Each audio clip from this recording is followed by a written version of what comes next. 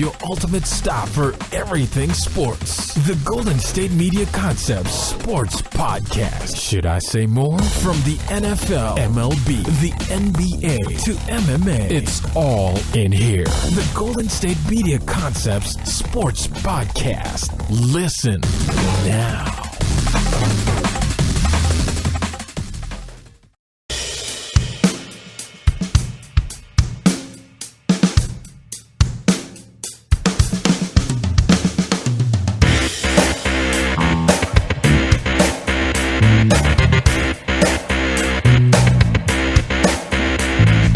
Thank you for listening to the Golden State Media Concepts Sports Podcast, where we discuss all the news in the world of sports.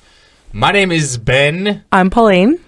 Back here on a Monday. Good weekend? Yes. Yeah. Anything fun? Good weekend. I went to Reno for the weekend with my little brothers. And we had a good time. It was nice because one of my brothers lives in Reno and goes to school at UNR, so we got to spend a day with him and enjoy him and just kind of like hang out and just. I wish it snowed a little bit more.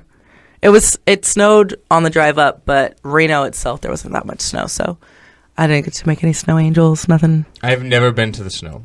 What? I'm not kidding. I'll take you. Literally like 2 hours away. I know. Let's go. That's the one thing I love about Sacramento. Yeah. Is with the exception of like LA, which is not too bad. It's like 6 hours. Mm-hmm. But you're never too far from anything. You're like an hour and a half away from the beach with the Bay Area. You're like 2 hours away from the snow. But yeah, I've never had like a snow day. So I really want to do it, and I'll do it eventually. We got a lot on our bucket list, Ben. I know. There's a lot of things. Hawaii. We got a lot of stuff. So we are back here. Good weekend as well. Yesterday, my day literally was consumed by wrestling. Yes. WrestleMania itself, just the pay-per-view, was 5 hours long. Oh, how fun. The pre-show is another 2 hours, so you're looking at 7 hours. That's so fun. I had to watch the NXT from the night before because I was not home on Saturday night. I was out to dinner for my girlfriend and I's birthday. We have birthdays separated by 1 day. That's so I cute. was yesterday and she's today, so we always celebrate together. Mm-hmm. So I was not home on Saturday night, so I had to watch another 2.5 hours. So I'm not kidding. Literally from about 11:30 to 9:15, I was watching wrestling. How fun. It was definitely a lot of fun, but I mean, I'm not going to lie to you. I'm still kind of drained. I'm like, geez. Oh, yeah. I bet. Uh-huh. So I'm still kind of drained, but nevertheless, very good day. I thought WrestleMania itself was, I mean, I don't want to get too deep. This is not the wrestling podcast, but I felt like it wasn't the hype because these things never, this is like the Super Bowl of wrestling. It never lives up to the hype. Yeah. But I thought it was better than last year. So I guess I was okay with it. A couple of matches were really stand out to me. A couple of matches really disappointed me. But other than that, I thought it was really good. And Rob Gronkowski made a little cameo. Did you see? He's in the Andre the Giant Memorial Battle Royal. He's like He's buddies with one of the wrestlers named Mojo Rawley. He was in the NFL, so I'm sure they have a little bit of a history there. But so he's like in this battle royal, and then it gets to the last three, and Gronkowski's like sitting ringside, and he's a fan. So this one wrestler Jinder Mahal, comes out there and like takes his drink and like throws it at him. But you know what was great, and I don't think many people noticed it. So if you're listening, go back and watch this. Is the wrestler Jinder Mahal? He throws the cup at Gronkowski, right? Mm-hmm. And, of course, I think it's like water spills out or soda, whatever. And he throws the cup at him, and the cup flips on Gronkowski and lands straight up on the, I don't know, the guard. Metal, or not metal, the, like, foam thing, you know? It literally landed straight up right on that. And I like bottle flip. I was like, dude, he just landed a cup flip. Like, you know what I mean? Like, that's the one thing that stood out to me. But anyways, then Gronkowski gets in the ring and, like, literally, like, just like shoulder, like that's so fun. Runs into Mahal and then eliminates him, and then Mojo Rawley wins. But yeah, so Gronkowski made an appearance. Other than that, I mean, there wasn't really any celebrity appearances. John Cena, I heard about John Cena. Yeah, John Cena got engaged to Nikki Bella last night. Congratulations to them. How fun! So I guess that was good too. I kind of saw it coming though after he got the mic, because it was like a mixed tag match between he and Nikki Bella and The Miz and Maurice, who were married in real life. And on the show. So, and they kind of like build up to it, like how they build it up to it, WrestleMania, how like John Cena's afraid to like commit, and they have like their own reality show on the channel, which is like, oh, I'll never get married again, and blah, blah, blah. So it kind of like was predictable to a certain instance. Yeah, that was the lead up. He gave her like literally a rock of a ring. Like it was really big. But so anyways, let's get into the show. Yep. We've already gone not long enough. Mm-hmm. Crazy weekend in sports. Yes. Baseball is opening day today. Yep. And I kind of have an issue with baseball. Maybe I'll touch on it on the second segment when we talk about. There were 3 games yesterday. Mm-hmm. We'll just do really briefly some updates. But so baseball starting today, which is obviously fantastic, although it is a 162 game season. It's always really good and entertaining. So I'm happy to see that start up. Mm-hmm. We had the Final Four in the men's and women's. We had the national championship game in the women's actually yesterday. Yep. And that's where I kind of want to start because on Friday we had the Final Four in Dallas. Yes. The first game, Stanford had a lead, and then they blew it. South Carolina did come back and win that game. Mm-hmm. And then we go to UConn and Mississippi State. Okay, you know what's funny about this? Go ahead. I think it was on Thursday's show. I want to say Tuesday or Thursday's basketball show. I talked about this gentleman at my other job who came in, and he was talking to me. We were talking about basketball, and he was like, "This is the year that UConn falls." And I was like, "Why do you say that?" And he was like, "They've been winning long enough." Like that was, and I mentioned that on the show. He didn't have a real reason. He was just like, this is the year. And he was like, "I don't think they're going to get to the championship." And I was like, "What?" And he's like, "No, this is the year." And I was like, "We'll see." And so I was like, I need to find this man and talk to him again and be like, "Dude." Do you have like a vision or something? like I'm like, "Dude." And he's like, "Yeah, he's like, they've been winning long enough. This is the year." And you know what? This is the year. He was right. He was. Okay. This shocked me. UConn came into this game as a 21-point favorite. Right. Literally a 21-point. I mean, I talked about it on Friday. Like in the second round last year, UConn played Mississippi State. They won by 60. Yes, 6-0 last year. And I'm like, UConn, they're going to win it all. They're just right. I mean, I'm like, they're going to lose eventually, but it's like, I mean, not anytime soon. And the 111 game winning streak, it did get snapped, and I mean, honestly, beautiful fashion. Yes. Overtime at the buzzer, 66-64. How sweet! I watched the first half of this game. I didn't watch anything after that. I watched the first half, and Mississippi State were up big. They were up by 9 at the end of the first quarter. They were up by as much as I think 16 or 18 in the second quarter.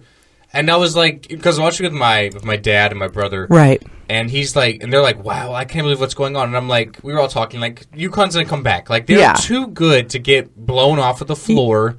I mean, they're just too good for that. Right. And they, of course, did come back. And, they had a small lead at a point, and Mississippi State would kind of rally. And then they were kind of in a ball game. And then I was like, you know what? I think Mississippi State are going to win this game. And because UConn have got it done all along, but they've won 111 games in a row, and in this season they had won every game by at least 11. That's what it is. They were never in a close game. They're not used to having to do that pull out. Right. They're used to being always in the lead, and a lot of sometimes that does happen, and is to where you're not used to playing catch up and chasing. Right. So you literally don't know what to do. Exactly. So I was like, I think they're going to lose because they're just not in this situation ever. You know what I mean? And obviously the streak is over. Now it's a matter of can they get back there. They're going to bring in a great recruiting class, bringing back all but I think 2 players from this team. So, I mean, next year they should be fine. But anyways, they lost, and then I set up the final yesterday with South Carolina, Mississippi State. South Carolina did win this game by 12. I did expect South Carolina to win because here's an interesting stat. The last 5 teams to beat UConn in the NCAA tournament have lost their next game. And you know why? Because I said, I was like, okay, that's a great victory. They're going to lose on Sunday. And everyone's like, what are you talking about? And like, they just overcame UConn. But that's like, pretty much that in itself. They had to get up so much to beat UConn. They have nothing left in the tank now. And I talked about this, I think it was with Anthony. It might have been on the sports show, but we were talking about, I was discussing with someone, that beating UConn, like the way Mississippi State did, that in itself is... That's like winning a mark. Yeah, a landmark. Like, that is something that you want to do and to be that team to where, losing the championship game, it does hurt. but it doesn't sting as bad, I don't think, because it's not UConn. You know, you're like, well, I'm the team. Forever now when they discuss UConn and their historic streak, you're going to have to mention Mississippi State. Right, and they had to get up so much for that game. They just had nothing left in the tank. South Carolina had beat them in the SEC already. Right. So I was really not surprised they won. Congrats to Dawn Staley, though, the coach of South Carolina. This was her 5th trip to the Final Four. 3 times as a player, never won a championship. Wow. 2nd time as a coach now, she wins her 1st championship. So congrats to her finally getting a ring, although I'm sure you would have much rather have done it as a player, but now as a coach, that's definitely a phenomenal feat there. So South Carolina, your women's championship. Tonight we have our men's game. That's going to be Gonzaga versus North Carolina. But let's talk about how they got there quickly before the break. So on Saturday in the first matchup in the Final Four in Phoenix, Gonzaga defeated South Carolina 77-73. Gonzaga really in control the whole way throughout. Pauline, they had a big lead, up by as much as 18. But South Carolina, those gritty Gamecocks, again in the second half.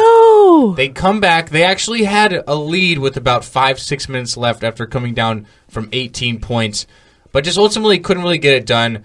The experience and leadership of Gonzaga really pulled through. Nigel Williams-Goss, 23 points, 6 rebounds, 5 assists. And then you have Shemek Karnowski. He got kind of banged up in the game, had to leave early, got hit in the nose. But he did finish with 13 points and 5 rebounds. And then Zach Collins, the freshman off the bench, 14 points and 13 rebounds. Really good performance there. So Gonzaga goes through over South Carolina to get to the championship game tonight. Rooting for South Carolina, though, because I wanted it to be men's and women's. Of course, I was too. I thought that would have been nice. I was rooting for South Carolina, the underdog, the 7th seed. Yeah. And did you see Frank Martin, the coach, after the game? He was so emotional because one of these. It's South Carolina. It's not like it's Kentucky. Right. You don't have one and dones leave there. You have people graduating. Yeah. And just the fact that he's sort of grown himself and built up with this team and these players, you could see the emotion on his face as he was crying. I mean, it was really, really tough, but a great, great season overall. Their first ever Final Four as a 7th seed. That's fantastic. So, what a great team. Great season for them. Exactly. And then you move over to the nightcap. It was North Carolina against number 3, Oregon. And North Carolina were really in control the whole way as well. They were up by like 7, and then Oregon would cut it to like 3, and then it would go back up to 5, and then it would go to 1, and then it would go back up to 8, and then North Carolina were in control, and Oregon were just like slowly chipping away at it, but they couldn't just ultimately get over the hump. And North Carolina do win 77-76, so a close game, only 1 point victory there. But the big stand-up performer for me, definitely Kennedy Meeks, 25 points, 14 rebounds, and he shot 11 of 13 from the field. I mean, that's absolutely fantastic. He was having a great game. North Carolina, their guards really, really struggled in this game. Joel Berry, we know I don't even know if the guy can walk. He's dealing with both of those ankle injuries. He had 11 points. He shot 2 of 14 from the field. Hicks also only 1 of 12 from the floor. Justin Jackson, the All-American, really sort of lifted up there with 22 points, 6 of 13 from the floor, 4 of 9 from 3. So we have North Carolina against Gonzaga tonight. Number 1 versus number 1. Pauline, really quickly before the break, who you got? I'm going to have to say Gonzaga because I've been talking smack about them all season. So, well, that makes 2 of us. I'm going to take North Carolina, though. I did feel like the winner of the North Carolina and Oregon game would go on to win it all. I just thought they're simply a better team. But I'll say 2 things about this game. Number 1, I like how both these teams are doing it because these are both experience-led teams. Yeah. Kennedy Meeks Sr., Justin Jackson Jr., Nigel Williams-Goss Sr., Karnowski Sr.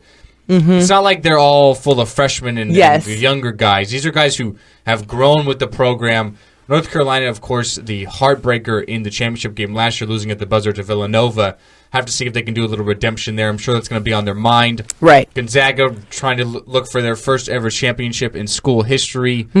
So I'm glad that they have like senior-led, experience-led teams. That's obviously nice to see.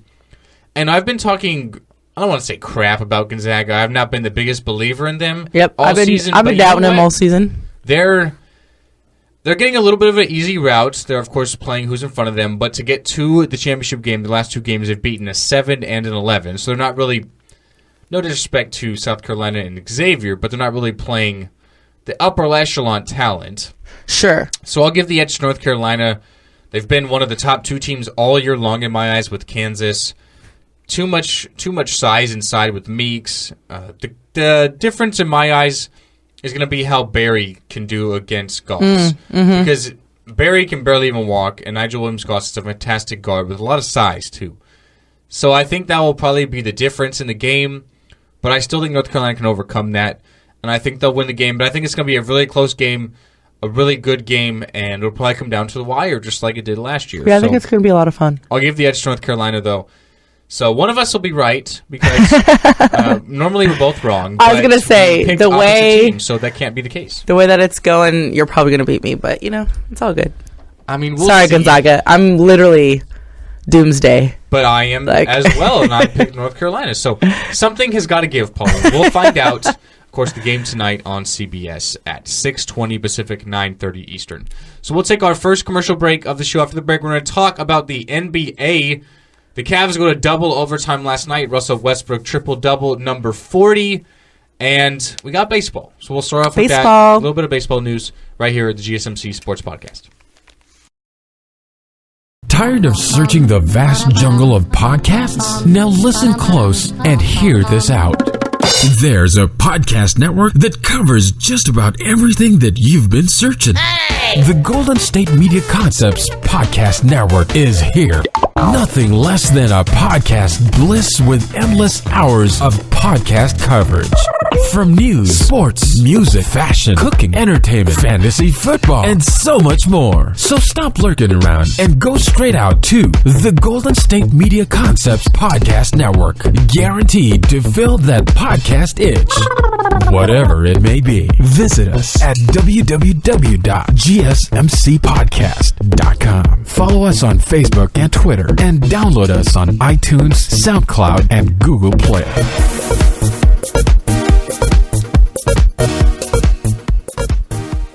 Welcome back into the GSMC Sports Podcast. We had baseball yesterday, 3 games on the schedule. Opening day, technically today, because every other team does play. But yesterday we did have a triple header, which is normally not the case. We usually just have the 1-game nightcap.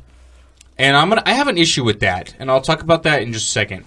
But anyways, all 3 home teams do win yesterday. The Tampa Bay Rays beat the Yankees 7-3. Masahiro Tanaka went 2 2/3 innings and gave up a career-high 7 earned runs, so not a good opening day there for the Yankees opening day starter.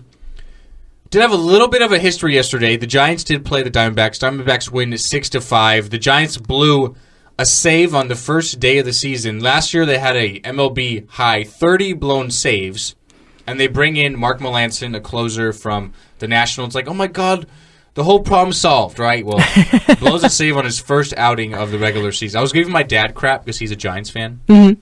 So, of course, we're watching WrestleMania. He has basically like the game cast up on his computer or whatever. Yeah. So he's like, okay, we're going to the 9th. Like, Melancon's coming in. We're going to shut the door. Like, yeah, well, gives up a couple of hits in the 9th inning to lose a game. So, but anyways, a little bit of history there. Madison Bumgarner, we know about how much he can do with pitching. Yes. But we also know how good of a hitter he is. Madison Bumgarner right now leads the National League in home runs because he hit 2 of them yesterday. 2 home runs for the pitcher. That's phenomenal. I mean, Mad Bum definitely great with the arm and with the stick as well. Good home run hitter as a pitcher. Hits 2 of them yesterday. That is fantastic. Hall of Famer Don Drysdale is the only other pitcher with multiple home runs on opening day. Mm-hmm. But he's hit them in like 2 separate openers, so not in one career game. So gotcha. That's great. Mad Bum also had 11 strikeouts through 7 innings to go up 3 runs, but got no decision, of course. So a little history there. But now here's my problem, okay? Mm-hmm. The Cardinals last night played the Cubs. The Cardinals win in walk-off fashion 4-3. The Cardinals opened the season at home against the Cubs. Here's my issue with this. The Cubs just won the World Series. They're not even opening at home? Yeah, Like, I know it's not the same as the NFL where they have, like, that Thursday opener where the Super Bowl champ hosts. Right, but still.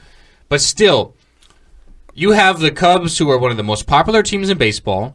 True. Just won the World Series after a 108-year drought. 108.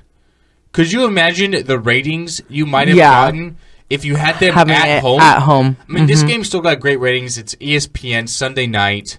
But No, you're sure. having to battle WrestleMania, which was literally the talk of everything last night. I mean, on Twitter, I was tweeting a lot last night and looking at Twitter about people's thoughts on Mania, about it after like every match and stuff.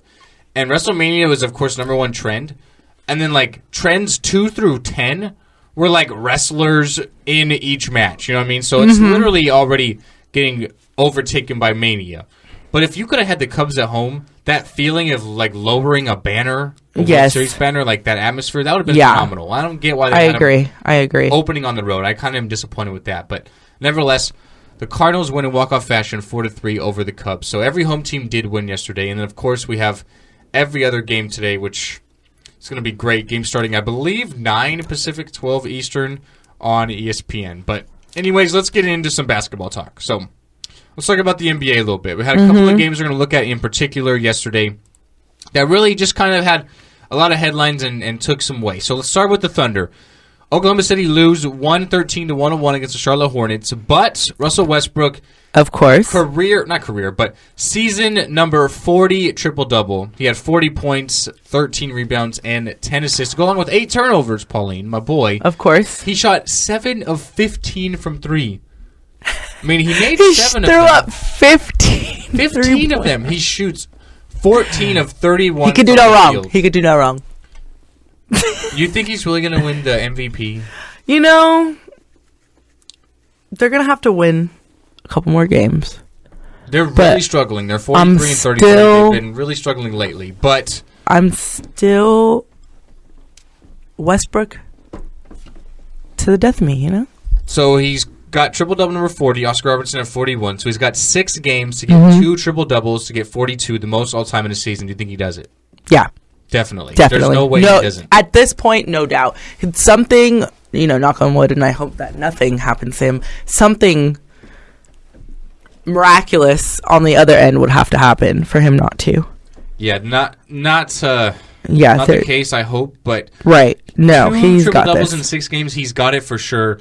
But I still don't know how you can give him the triple-double. I mean, I'm sorry, the MVP, like, he's averaging a triple-double. I said if he averaged it all year, I would give it to him. But I'm changing my mind a little bit. Like, I'm just still not totally, like, sold on the idea of giving him the MVP because I realize without him, the Thunder might be the worst team in the league. And he's got them alone at 43 and 33. But I mean, literally just the amount of shots he's jacking up, his field goal percentage, the turnovers, I'm just not really sold on. I still go with Harden. I mean, I think he's just having a bigger impact, better team. I don't know, man. I don't know. But let's move on.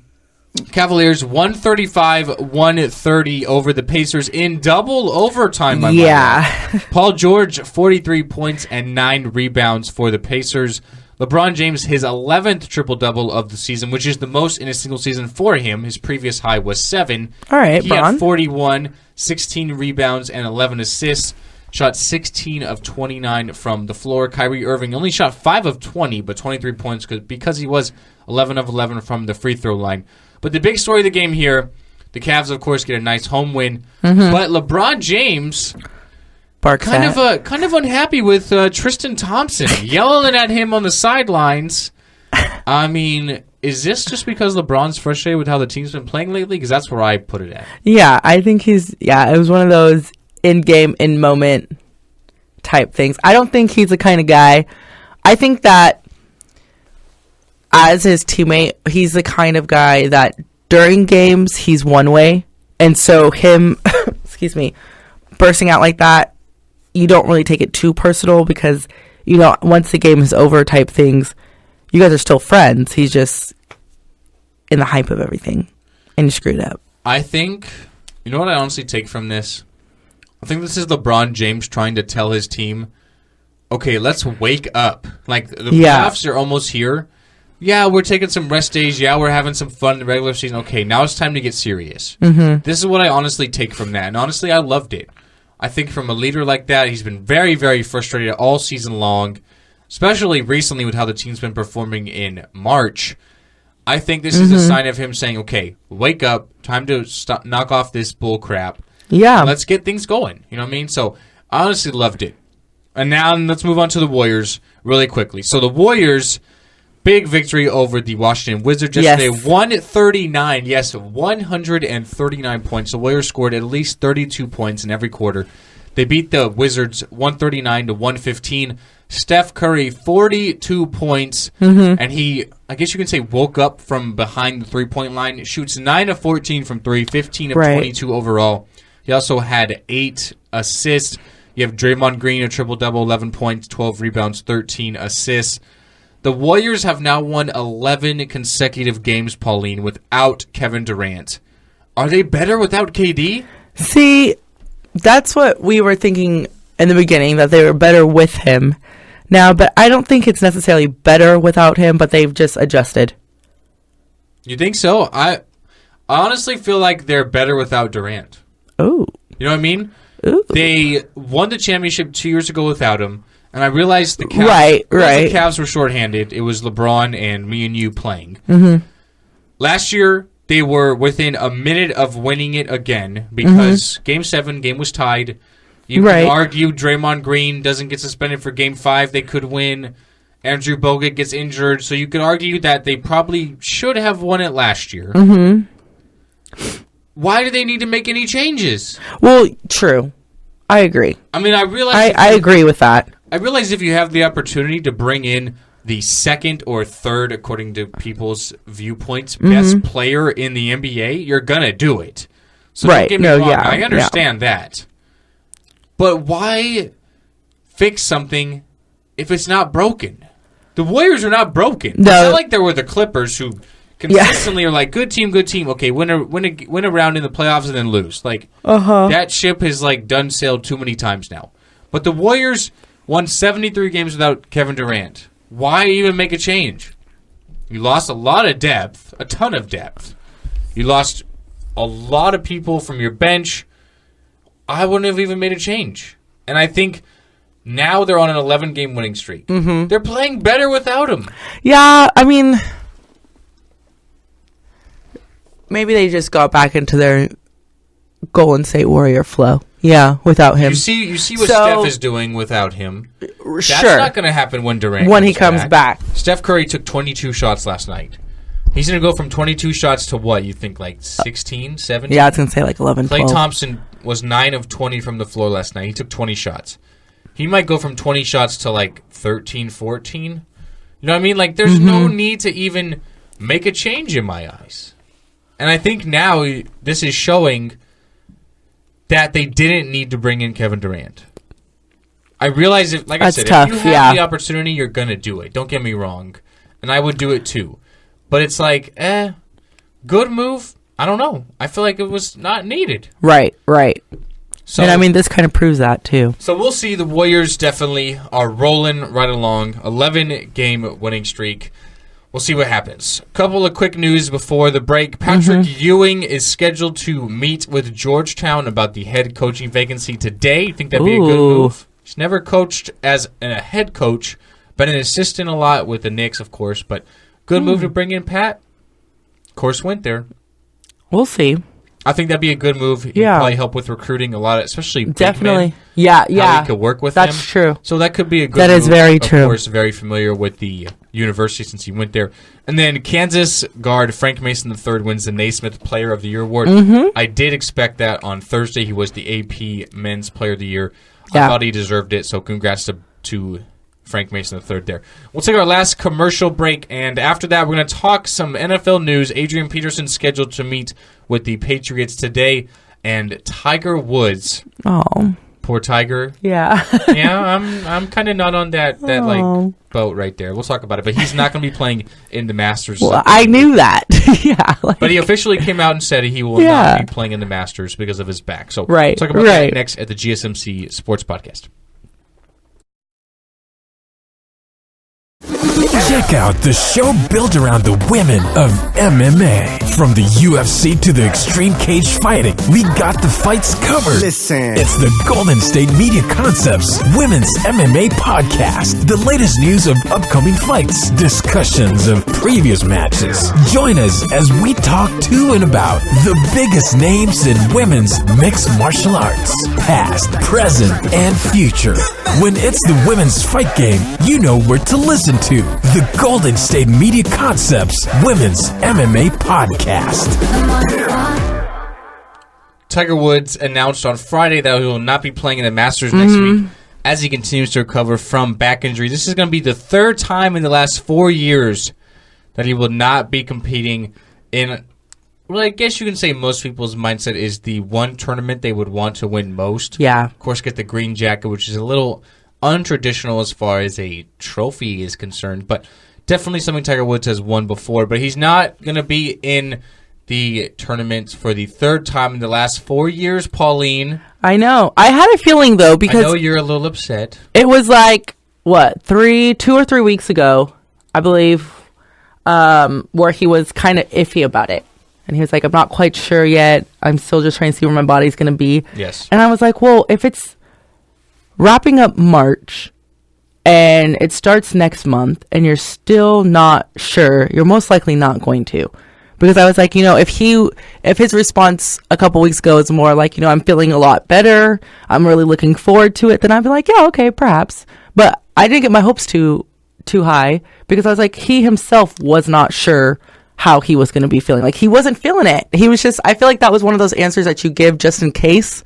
So if you do decide, great, and you give yourself enough time to say yes or no. But it's like, because you don't want to say in March, oh yeah, my back is killing me, so I'm probably not going to come. I'm not surprised at all. Yeah, I'm not. Tiger Woods, I hate to say it, Pauline. He's on the he's decline. Done. Yes. No, he's like the Undertaker at WrestleMania last night. Yeah. He's done. Like throw in like the glove, the white towel, whatever you want to say. Like, yes, Tiger, you've won a ton of tournaments. He has a ton of majors, second most all time. You've got your money.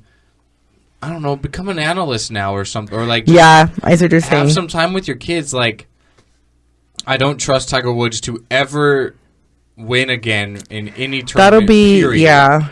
And to ever be able to be pain-free while playing golf again. Like, he's just done. And I kind of feel, of course I feel bad for him going up with Tiger Woods.